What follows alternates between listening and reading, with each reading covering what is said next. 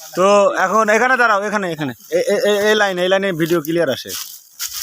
তো বিষয় হচ্ছে দাঁড়াও, তুমি যে এই যে প্রথমে গাছে উঠে যে হার মানলে, গাছের আঘাত উঠে যে পারলে না, তো তার জন্য যে দড়ি নিয়ে আসলে, এখন কি গাছে ওঠা হবি?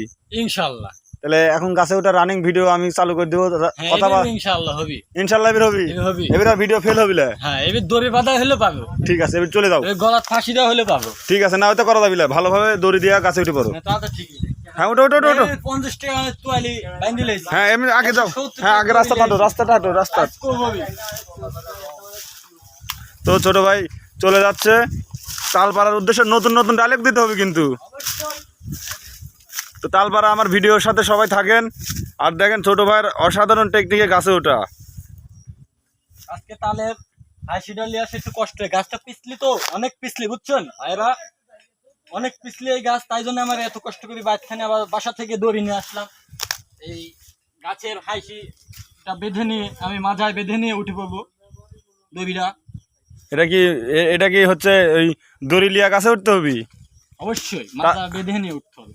ও, এটা হচ্ছে তালপাড়ার সিস্টেম নাকি? তালপাড়ার সিস্টেম অনেকই আছে, কিন্তু এই গাছটা বলতে পিছলি, অনেক পিছলা।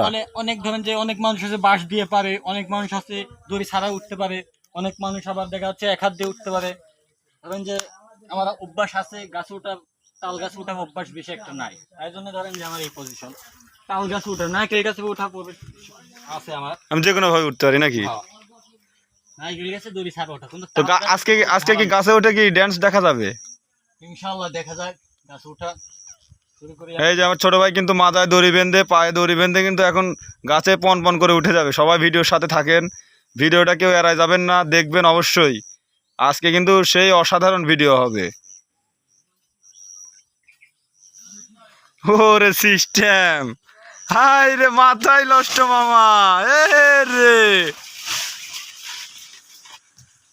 রে গাইস, দেখেন গাইস,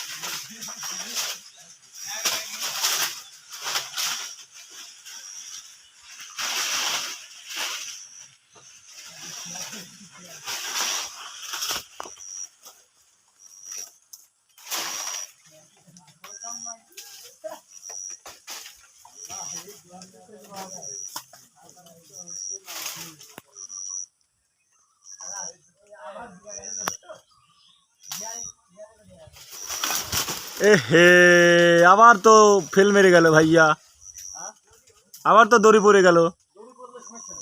ও দড়ি পড়ে নাই, এখন কি উঠতে পারবে তুমি? গাছের মাথায়? ওরে বাবু রে,